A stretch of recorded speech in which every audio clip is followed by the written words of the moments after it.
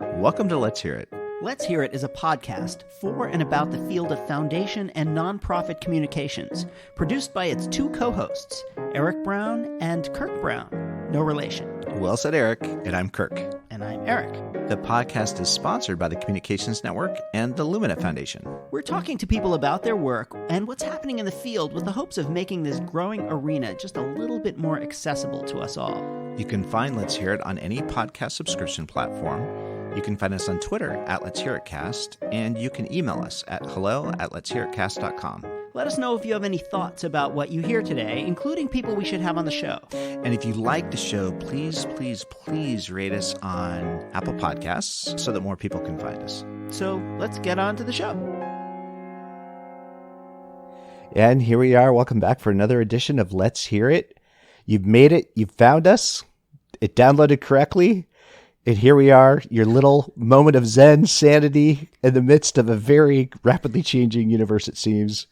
Mr. Brown, it's good to see you today, hear you today. How are you? Welcome into Let's Hear It.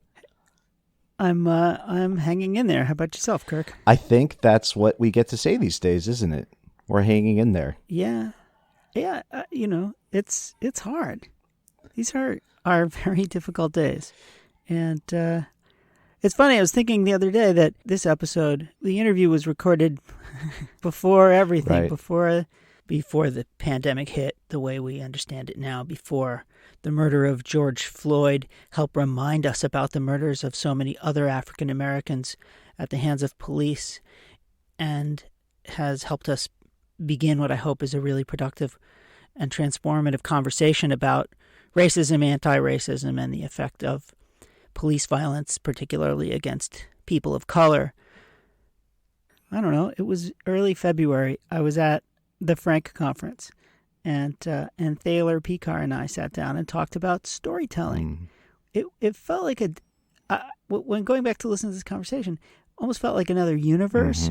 But at the same time, I don't know. I hope it's still relevant. Oh, I think it's very relevant, and there's a lot to talk about with this. And Thaler, so generous to give us time to talk with you. And by the way, you can find her practice at thalerpekar.com. So if you want to go there and learn more about her and her practice. But I have to say, thinking that people probably know who've been listening to us now, that we don't do these in sequence necessarily. You go out in your travels. Every now and then I manage to raise my hand to do something, but we kind of collect this catalog of stories and interviews and then talk about them and post them from time to time. This was 90 days ago.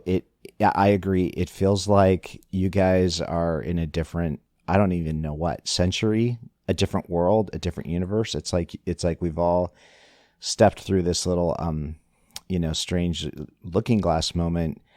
And yet I think that there's so much in here that's completely relevant for what we're all kind of going through and what we're wrestling with. And frankly, plus too, there's a little, I think, freshness in it because of the stuff you guys are able to talk about without maybe the weight of maybe what some of us are feeling these days, which is the grief and just the ongoing sensibility of like, oh my gosh. Do you kind of feel that in retrospect? And we can talk more about this afterwards, but do you have that feeling a little bit, or how would you characterize that? I do. And I just hope that when folks listen, that they listen with that understanding that this is, I don't know, it was a simpler time, simpler time back then, but also I don't want to get, this is not an episode about processing the George Floyd murder and how we see the world now, and for which I have some measure of optimism. And there was this amazing piece by Angela Glover Blackwell that was published today, which is a week before this episode goes out. What is today? June 17th. 2020, just to put that marker in there. I'm taking a whole lot of meaning from what's going on right now. And so this conversation occurs in the absence of that. But Thaler and I, we talk about storytelling, we talk about her work, and I learned a lot from her about how to listen. So I would say that for folks listening to this, I hope that this is useful, and then we can chat about it when it's over. Thaler Pekar, and let's hear it. Welcome to Let's Hear It. This week, I have what would I call it? The unmitigated pleasure of sitting down with Thaler Pekar, who is, you're just a legend in this business. You're a storyteller, a writer, and I just found out that you're a producer on Air America, and a million other things. And we are here in the green room at Frank underneath the Hippodrome. So there's buzzing and hissing and noises, but the most important sounds that we will be hearing is your voice. Thank you, Thaler, for being willing to sit down and chat with us. Thank you, Eric. This is fun already. Well, that's good. I always say this. I say this to almost every guest. I don't know where to start because I never know where to start because people are so interesting. But I would like to actually start to ask you a whole bunch of questions that I don't know the answers to, which is, can you just tell me about this career of yours? You have done so many interesting things. I went to college at 16 to study communications. I then became a political organizer, and I got a real Saul Alinsky training in listening to communities, and then brought that to public affairs work. And I was the first political organizer for NARAL in New Jersey. I then was the public affairs director for a large health and social service agency in New Jersey.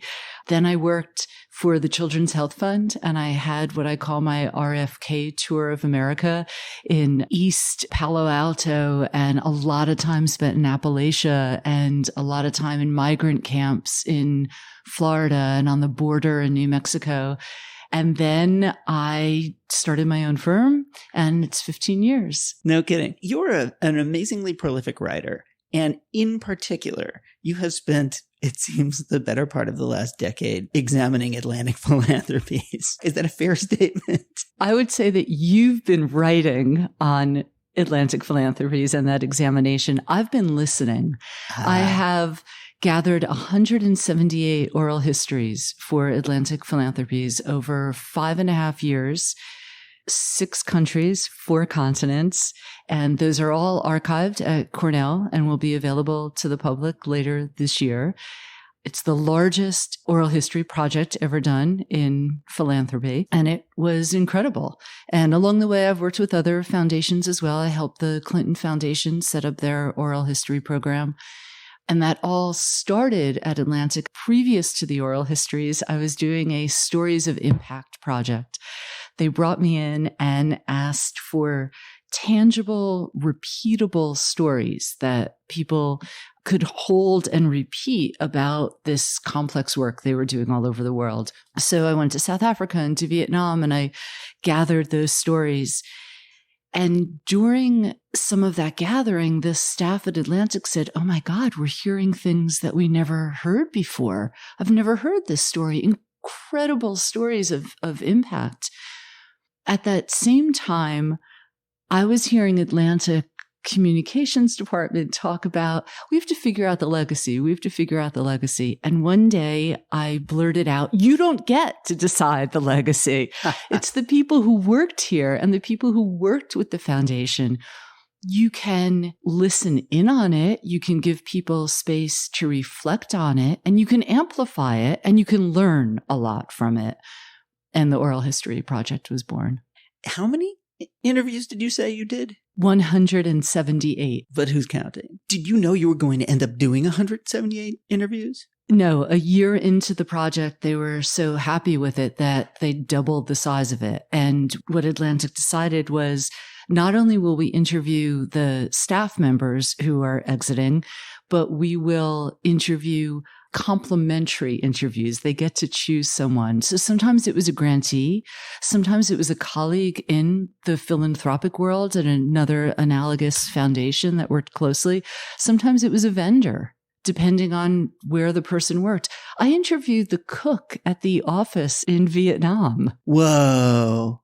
How was that? Fantastic. What did you talk about? We talked about how she contributed, how she worked with the people there. The interviews overall gave the interviewees a chance to reflect on the past with Atlantic, what their experiences were, what they themselves contributed to the foundation, what they were leaving behind, and what they were taking with them, and how they would impact the future of philanthropy, if that's the career they were going into, or what they would take from this extraordinary experience and bring to their next job.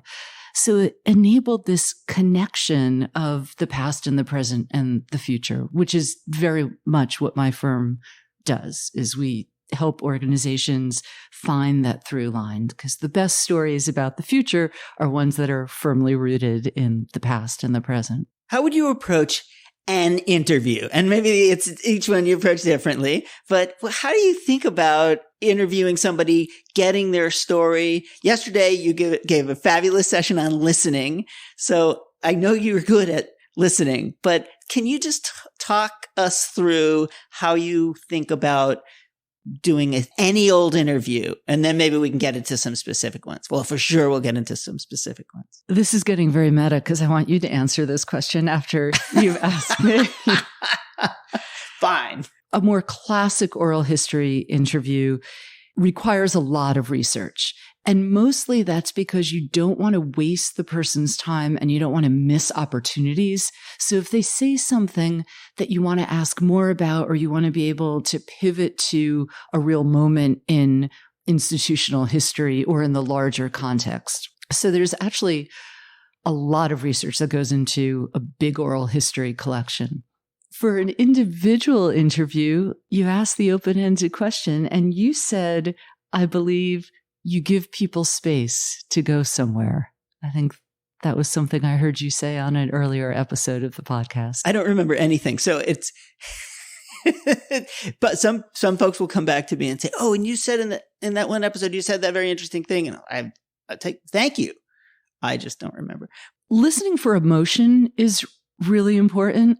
And sometimes it's in tone, sometimes it's in words that people use, but picking up on that emotion and bringing that out, trying to find the narrative threads, the discourse analysis as it's actually ongoing, and thinking about how these things come together, looking at pronoun use, looking at past, present, and future, and what they're putting in the past and what they might be putting in the future. What do you mean about looking at pronoun use?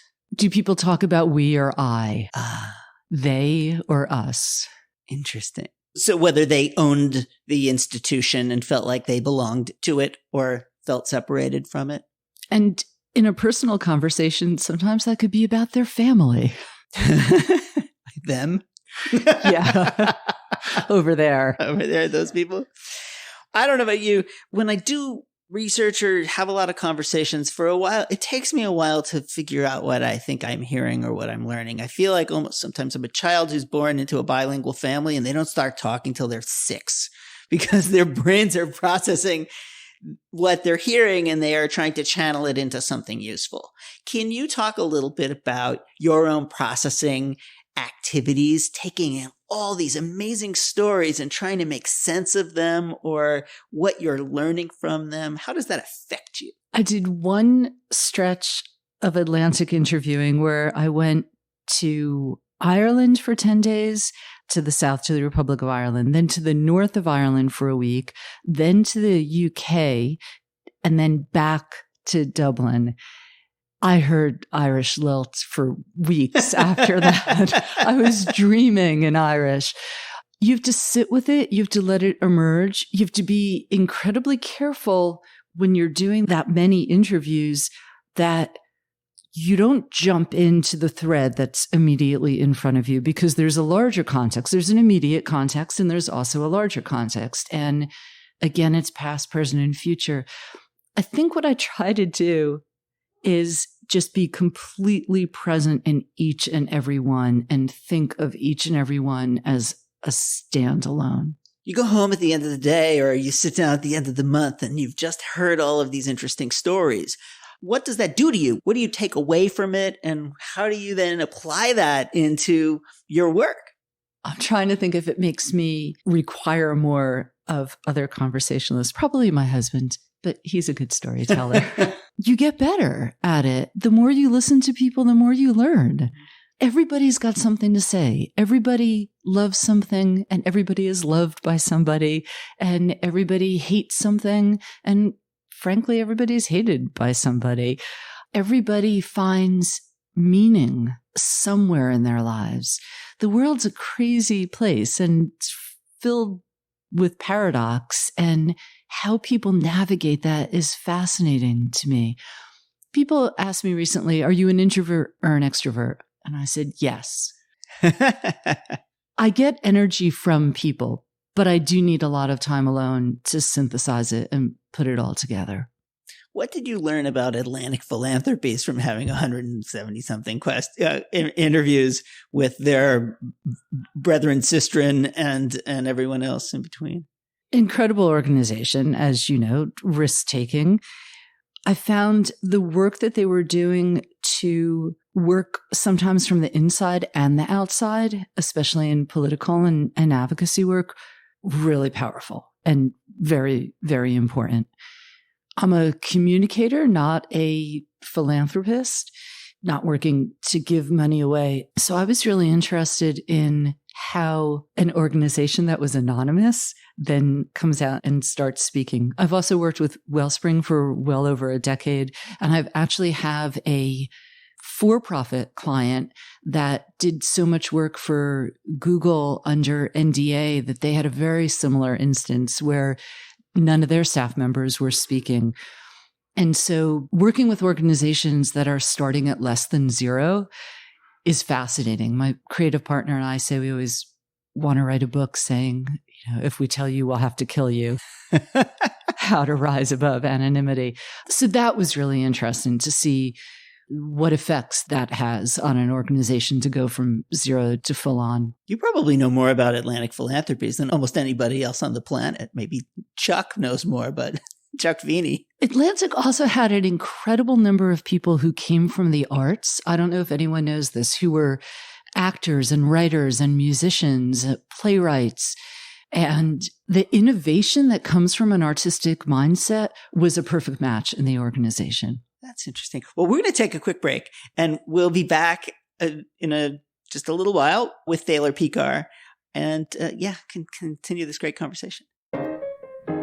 You're listening to Let's Hear It, a podcast about foundation and nonprofit communications hosted by Kirk Brown and Eric Brown. Let's Hear It is sponsored by the Communications Network, which connects, gathers, and informs the field of leaders working in communications for good.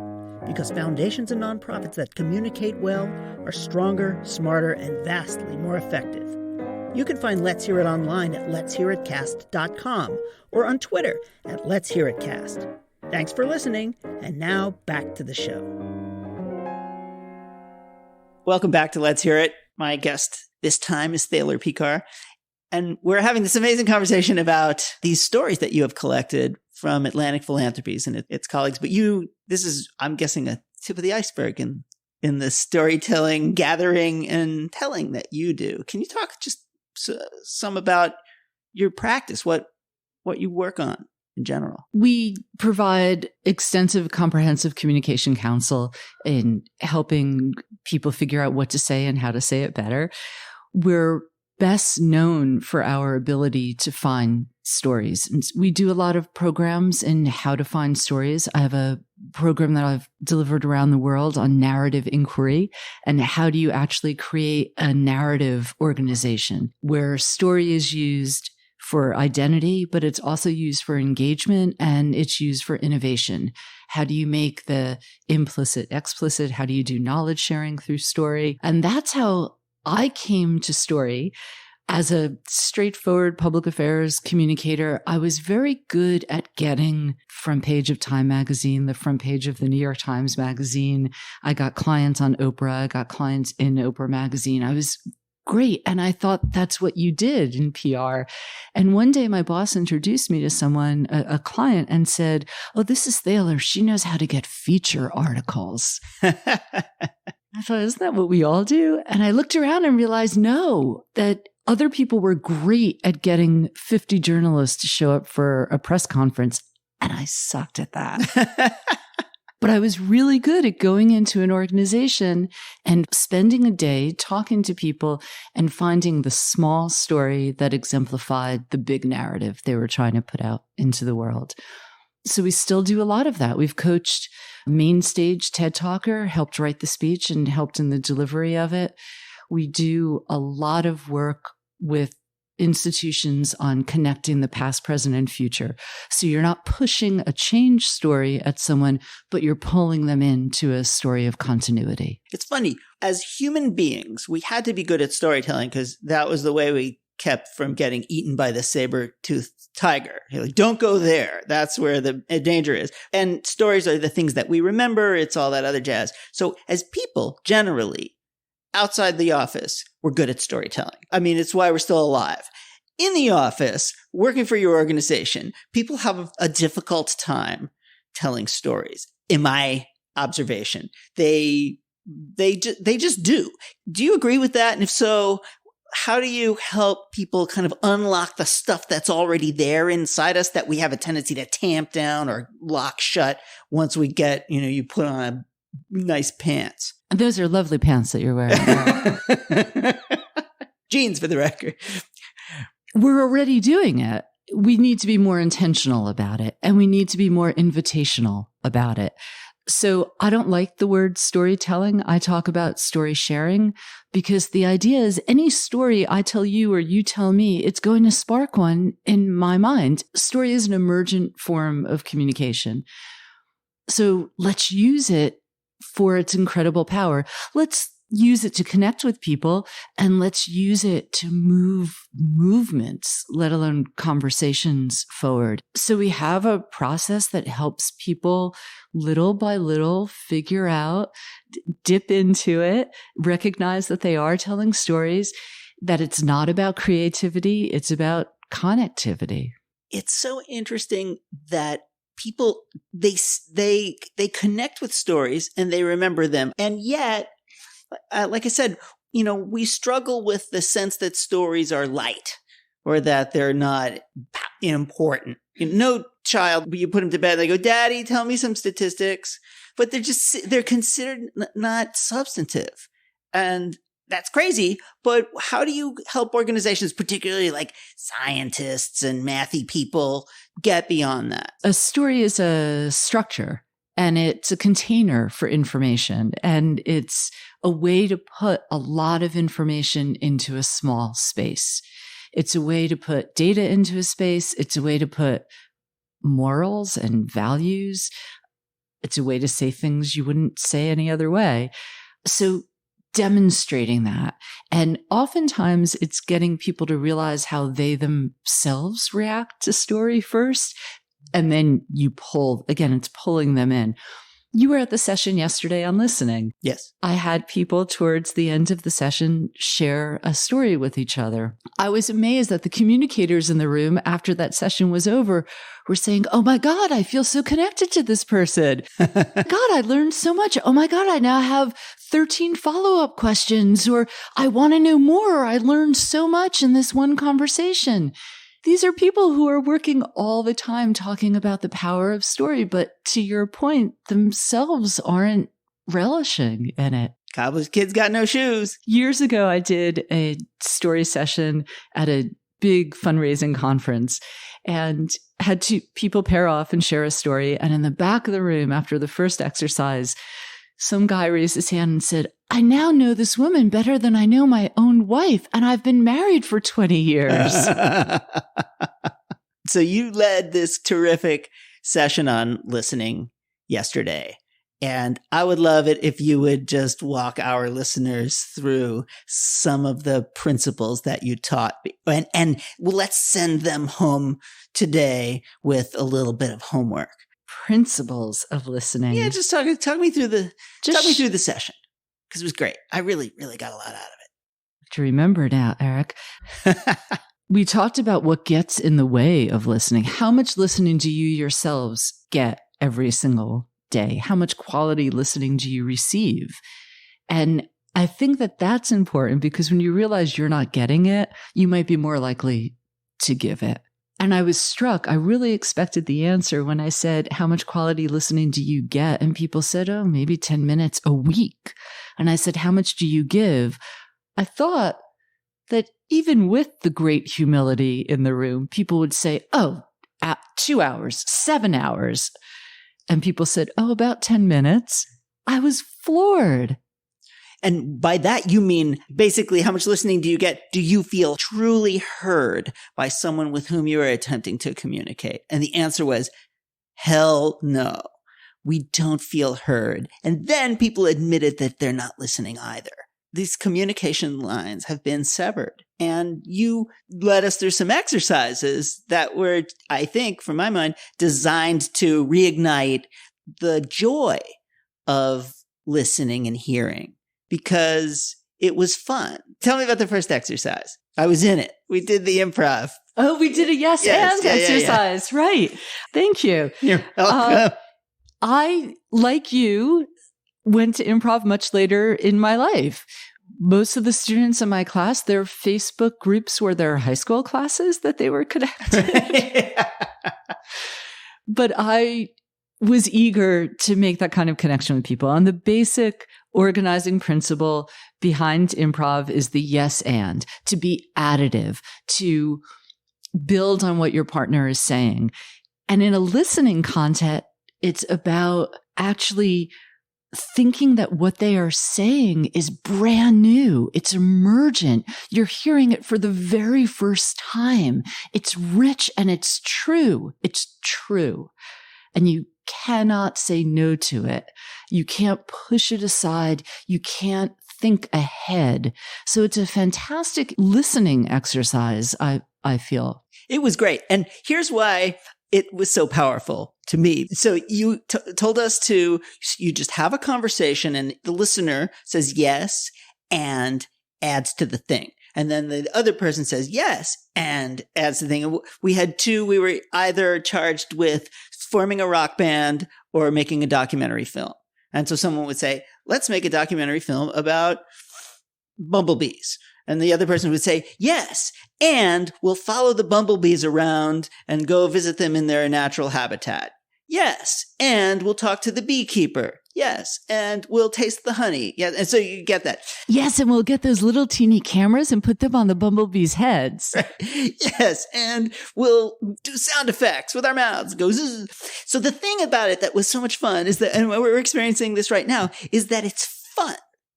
People were giggling and laughing and engaging, and they were enjoying themselves. And many conversations I think that we have in life, you got to sit there, you got to listen to a boring speech, and then you're thinking about what you're having for lunch, or maybe thinking about the fabulous comment that you're going to make, and then you're going to go back to what it was you were doing.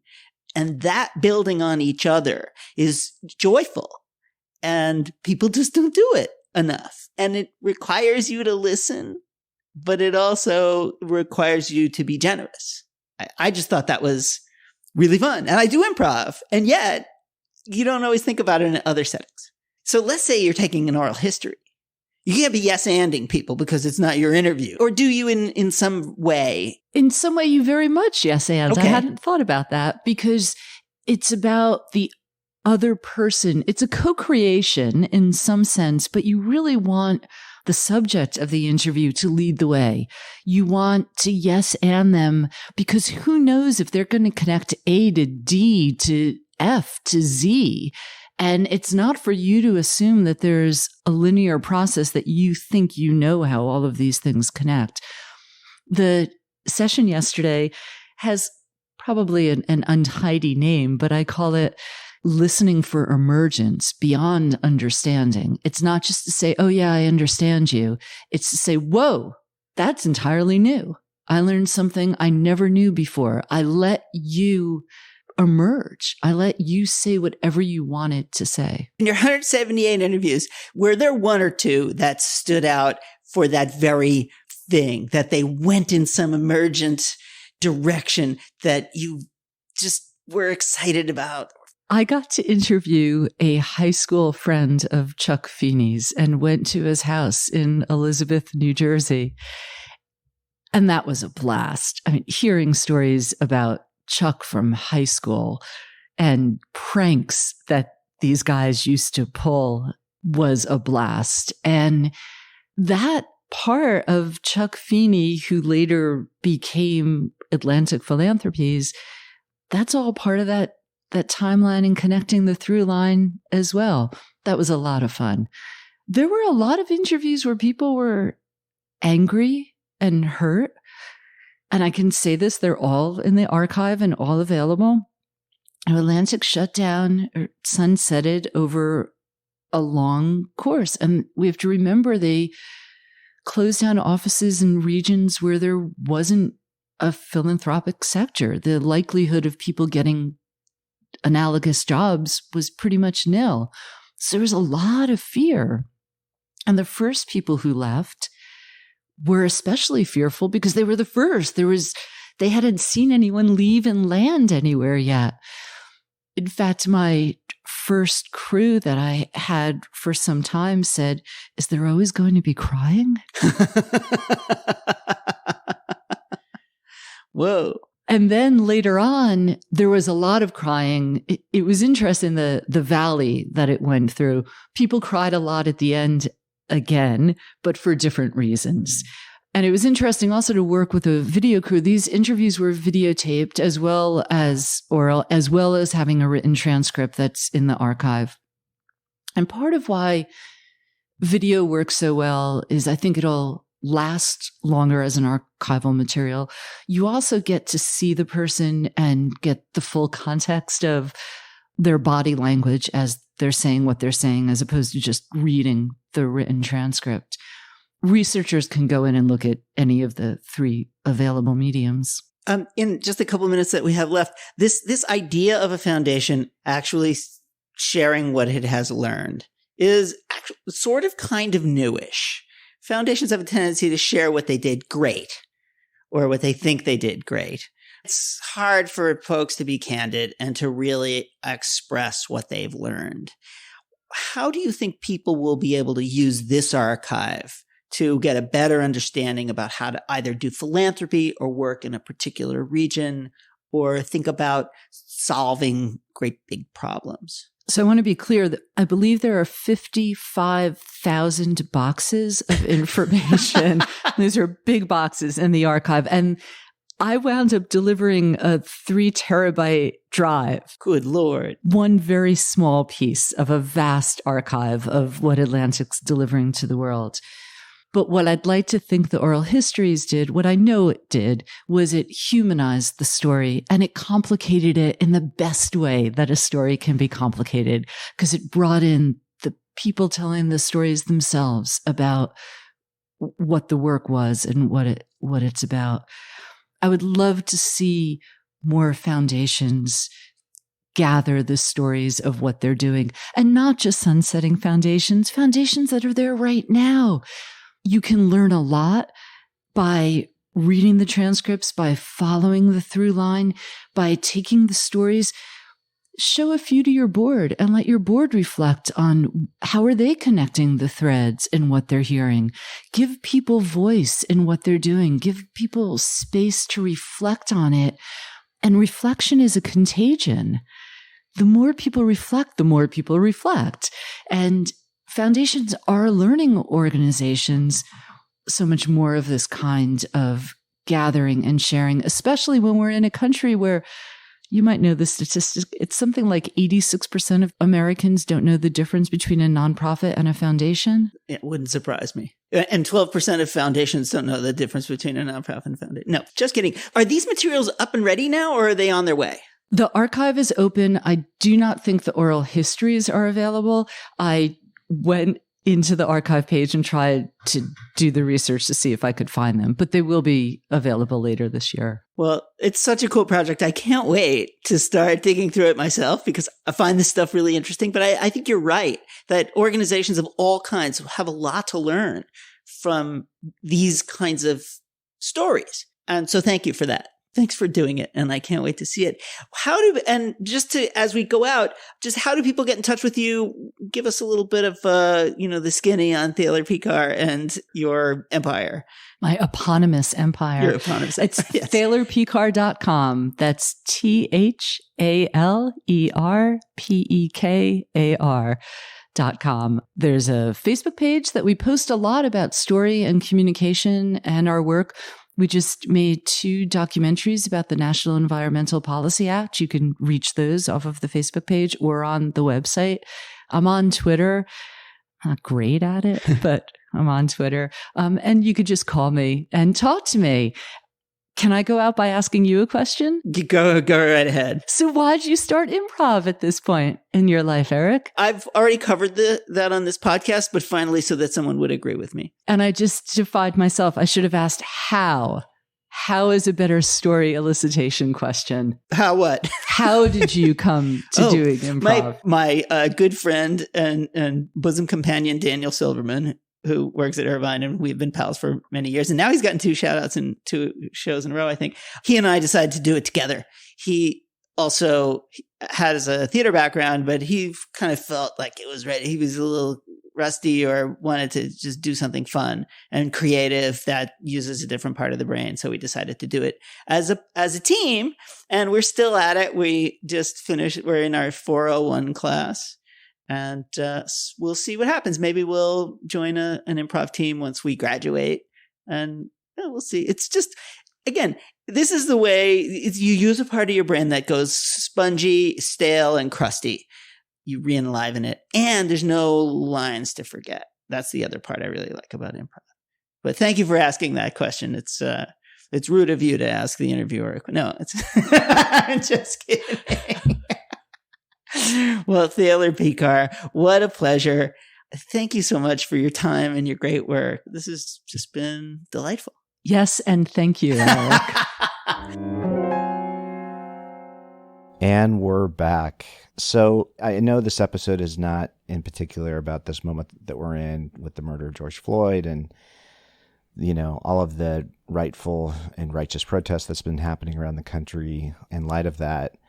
But there's no way, at least for me, to listen to this again without having that be the lens through which you're kind of hearing everything. And I've got some thoughts about it, but how do you draw the path, or did you, as you were listening to this time we find ourselves in with this conversation that you were having about with Thaler? Because there were a bunch of ideas that came to mind for me of things I wish that foundations were doing, like right now, literally in this moment, building off of what she had the chance to do with her oral history projects, that could actually maybe even contribute to this moment that we're in. But what do you make of that? Do you have any thoughts about?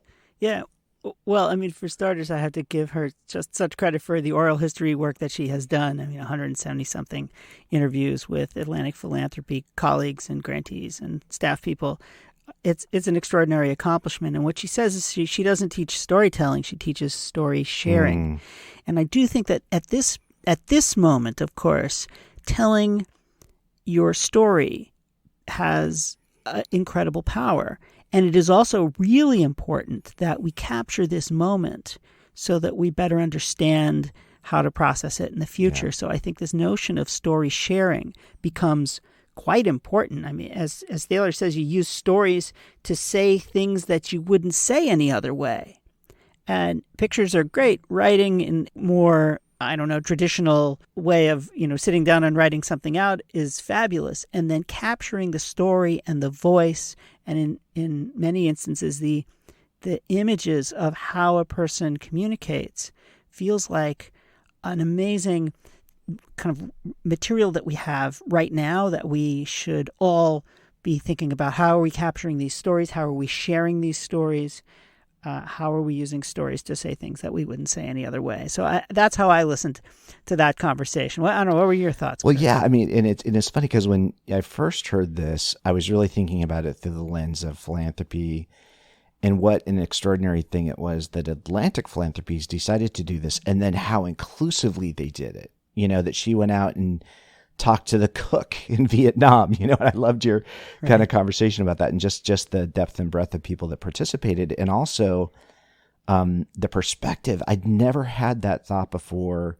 When a foundation is spending down, how many people get affected by that decision? Because for them, it's a job, right? For them, it's so there's it's a livelihood. It's a career. That just really struck me. But then, in addition, even at the time when you first did this, I had the overlay of, and we're in the era of fake news. And this is such a powerful way, seemingly, to actually organize without a slant information, right? Assemble these stories just so you have the narrative that presents itself from the people that actually drove these experiences.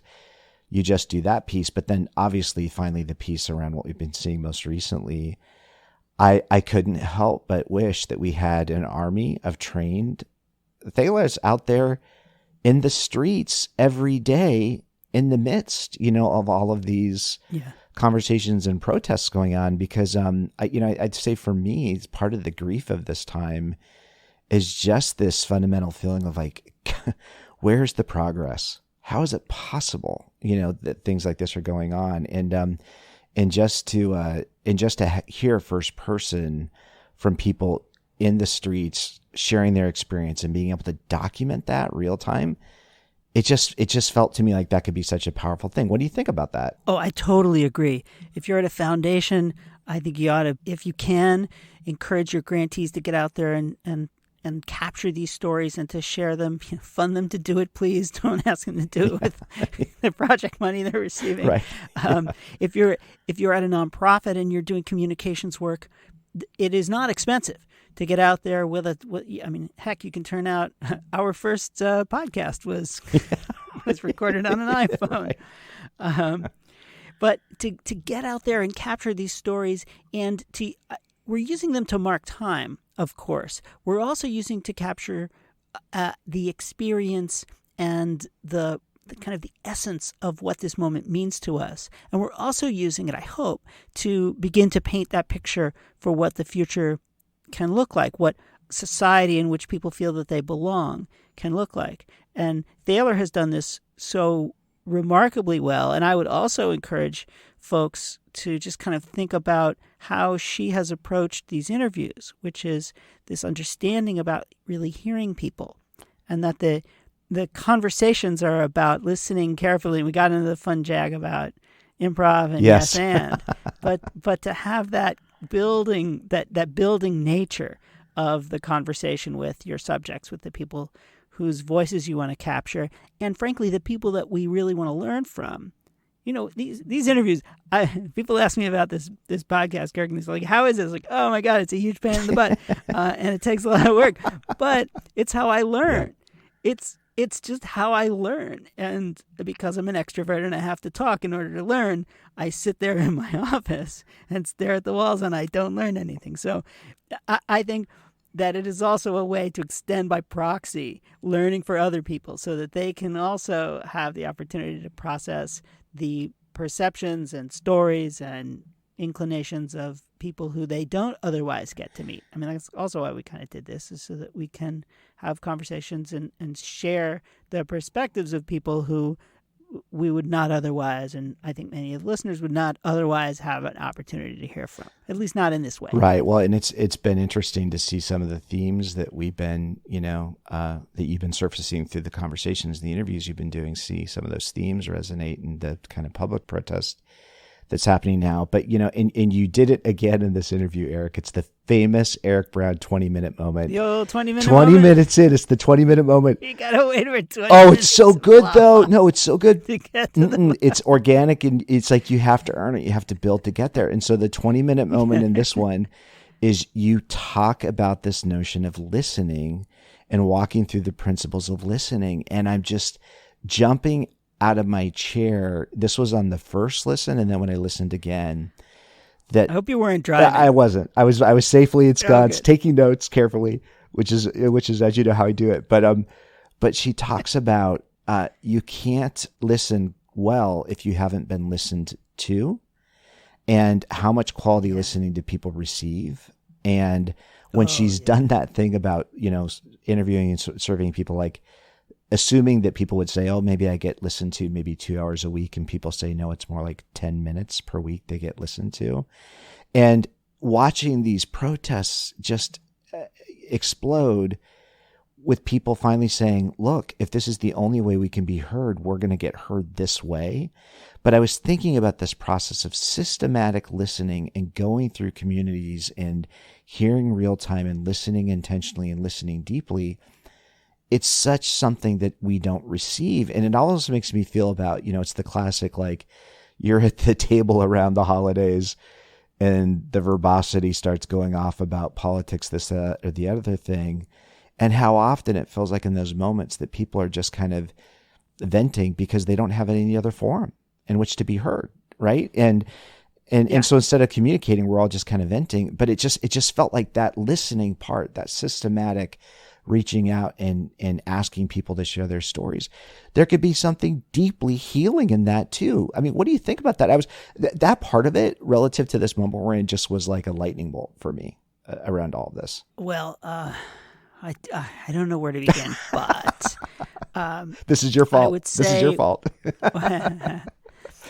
The listening, and obviously the companion piece to that is the seeing. And I just keep encouraging people, if they listen to no other episode, listen to Donnie Sandoval. Totally, yeah. Way back in, I don't know when it was, in the fall of 19, we talked to her, and she talked about how people who don't have permanent housing on the street feel like they are not seen. Mm-hmm. And I think that this extends clearly beyond people who don't have homes into all corners of our society. This is what we're seeing right now, but it's also an opportunity to try and see people who we don't agree with.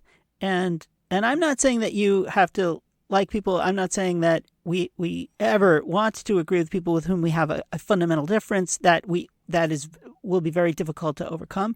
But the seeing part, I think, helps us all understand about ourselves. And this is interesting. Ben McBride has a book coming out eventually. I can't say anything about it other than the fact that he gets at this. And he's such a beautiful writer and an extraordinary leader that he talks about this form of bridging. And all I can say is just get his book when it comes out. It won't be out. It's probably later in the year. But he really reminds me to try and see and to hear and to listen. And I think that's the moment we're in. It's very easy. It is very easy to be angry and to shut down and to just understand that we feel that we're right, because we are often. But the issue is kind of how are we going to build this? How are we going to build this future? And by listening and giving people space to communicate instead of just waiting for your turn to talk. And this is, I think, Thanksgiving tables are going to be really interesting this year, because people are going to be sitting with folks with whom they do not agree on fundamental things, I'm guessing. Yeah. And how are we going to treat that moment? And are we going to take advantage of it and use it or not? And it'll be right after the election, and heaven knows what's going to happen. Yeah. But so, I do think we have to move into that way, or else we're just going to be stuck in the same old ruts, and these ruts are not helping. Well, it's funny, we've talked about maybe thinking of foundations as media nodes, output nodes for communications and media and just information. But you're making me think that we think of our whole nonprofit fabric as a tapestry of listeners, as these binding agents for community, that can pull people in and draw people together and be very intentionally inclusive in that process, so that people have a chance to do what you're talking about. I mean, that's pretty cool. That's a pretty cool idea. And getting back to Thaler, I mean, she just does this so well, and it's fun to learn from her. And by the way, did not ask her on the air, but I knew this from previous conversations, that she is not related to Harvey Pekar, who Paul Giamatti played in a movie. Harvey Pekar, the famous comic, what do you call it? Graphic novelist. So I was like, how many Pekars could there be? But nope, she's not related to Harvey. She's purely gifted. She's clearly gifted in her work. And so that brings me to, I can't let you get out of here. We'll end on this, but without answering this question. So what do you think about this process of foundations systematically opening themselves to something like this? And, the thing that was striking me is she was kind of reflecting on her experience and just the diversity of voices that came forward with Atlantic Philanthropies, that willingness to be real, both authentic about the experience and all the people that have contributed to it within the foundation landscape, but also to look at the warts and all part of it. Right. And as you pointed out in the interview, foundations are good for talking about their successes, but it's harder to talk about, air quotes, the learning part of it, in terms of what doesn't go quite as well. Usually, there's always a site on every foundation website, what we're learning. And sometimes what we're learning is we're just fabulous. Exactly. We rock. Exactly. Our That's what we're processes and integrity just keep getting better and better. But so what do you think about foundations kind of, saying, hey, we're going to do this. We're going to be systematic about it. What would be your thought about that? We're definitely seeing foundations now kind of calling themselves to account for really addressing this issue right now of racial equality, of anti-racism. And the trick will be to call yourself to account really and truly. Not to say what you're already doing, but what you're going to now do. And what are you learning and what are you going to do differently? And I think that that's always a value that foundations and an approach that foundations should take. And now more than ever, it's essential. I think on another day, maybe we'll have a guest talking about this, but I'm now firmly committed that most foundations should spend themselves down and out over a reasonable period of time. Wow. It was a very interesting, I don't know if you saw that Ford and Kellogg and a few others have committed to selling bonds so that they can increase their payout. Wow. But so this is a topic for another day. Wow. But this notion about foundations doing something truly bold is an imperative right now. If not now, I mean, when? Yeah. Well, can't wait for that episode. It's going to be good. This one was outstanding. Thaler Pekar, thank you so much for joining us on Let's Hear It. My goodness. So generous with your time. ThalerPekar.com. Please go check those guys out, see how their work. And Eric, once again, you've brought us a real gem. So thank you. Thanks for doing this for Let's Hear It. Thanks, Kirk. Well, we'll see you next time. Let's hear it. And that's it for this episode. Please let us know if you have any thoughts about what you heard today or people we should have on the show. And that includes yourself. We'd like to thank Maggie Brown, our intrepid production coordinator.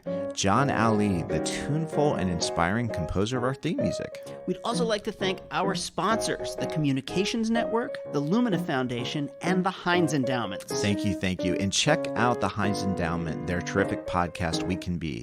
That's hosted by Grant Oliphant, and you can find it at heinz.org/podcast. We would certainly like to thank today's guest, and of course all of you, and thank you, Mr. Brown. No, thank you, Mr. Brown. Till next time. Let's hear it.